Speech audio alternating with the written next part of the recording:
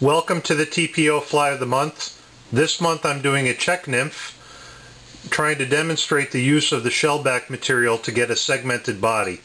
This is the finished nymph, and let's go ahead and tie one. I'm using a size 10 Czech or grub nymph hook. In this case I'm using the Knapek hook, but you can also use the TMC 2499. It's a very similar profile. To weight this fly I'm using flat lead wire. This is something that's commercially available, not too easy to find. The benefit of using the flat lead is that it lets you build in weight to the fly without adding a lot of bulk, excuse me. So we'll wrap this forward just in adjoining wraps, very similar to how you would wrap mylar, and we'll stop about there. So that's our first layer of lead. You could actually stop here if you want, but we'll put on a second layer of lead, and we'll start about one width from the rear and from the front of the fly. So we'll wrap this forward,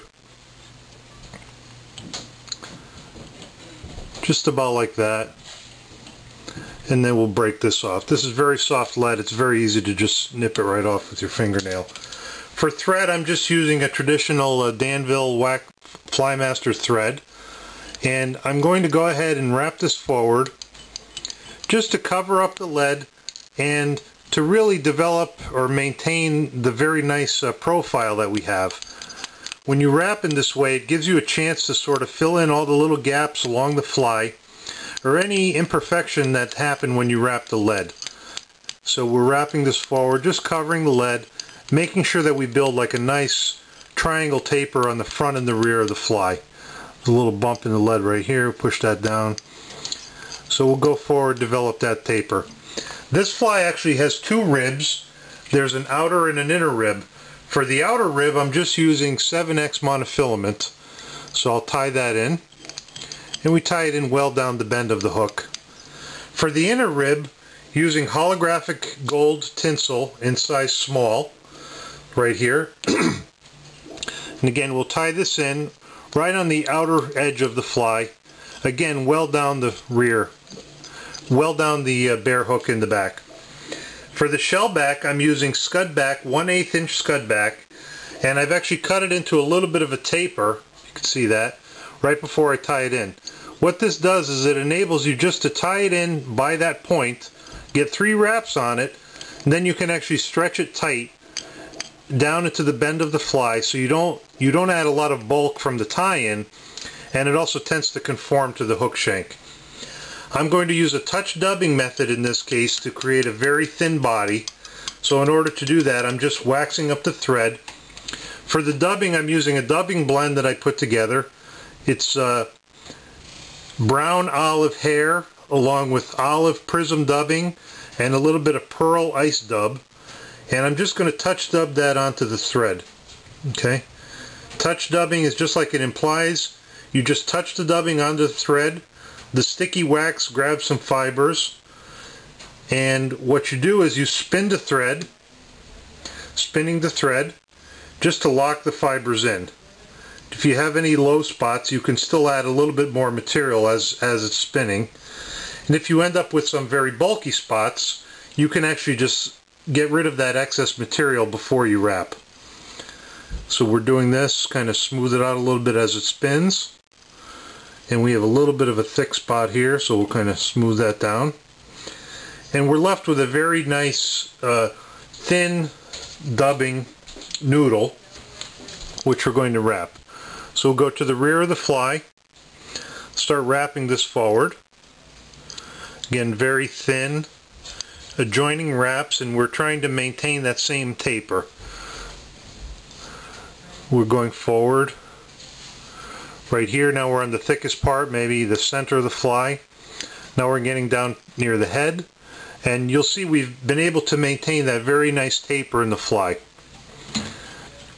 Next step is to wrap the inner rib. So we'll take that, this is the so we're ready to bring our holographic tinsel forward in adjoining wraps, and you'll notice that I'm counter wrapping. So I'm actually wrapping in the opposite direction that I applied the dubbing. And what this does is it makes sure that the ribbing doesn't really sink into the dubbing too far, so it's quite visible. And I think I did 7 wraps there. We'll tie this off. Let's bring that up right there. So we're at the point now where we can stretch forward our shell back. And the key here is you want to bring it forward snugly, but not so tight. It's not so tight that you won't be able to see the segments when you counter wrap the mono on the outside. And also, when we wrap the shell back, it's better to leave one end long, because occasionally it has a tendency to pull out of the thread wraps when we tension it with this outer rib. So I'm putting the outer rib on. First wrap was around the bare metal down the bend of the hook. I'm going forward. I did 3 wraps. Now I'm going to stop and just tension it just to create our segments. I'm trying to stay pretty much in line with how I put the gold tinsel on. It's not absolutely critical, but I find when I do it, if it's better to keep them all behind the gold or right in front of the gold or right on top of the gold. That'll create the, the best looking fly. So we're at the front now. We're tying off the mono. The mono is very slippery, so we'll snug that down several times. Get that tied off. So now we can nip off the mono and nip off the shell back. And we're ready. Now we'll just build a little bit of a thread head and we'll whip finish. And I like to use the whip finish tool here because since I touch dubbed, the thread has a twist in there, and if you try to do it by hand, sometimes you get into trouble. We could actually use a little bit of black dubbing in the front, but I find in these cases it's easier just to use a black permanent marker. Just kind of color the head in and part of the first segment of the wrap. And there you go, you have a completed Czech Nymph. And you'll see it has all the characteristics you want of a Czech Nymph. It's got a very slender profile, has a lot of weight, very little dubbing, a contrasting head versus the body, and some nice segmentation. So good luck. Hope this fly gives you good results.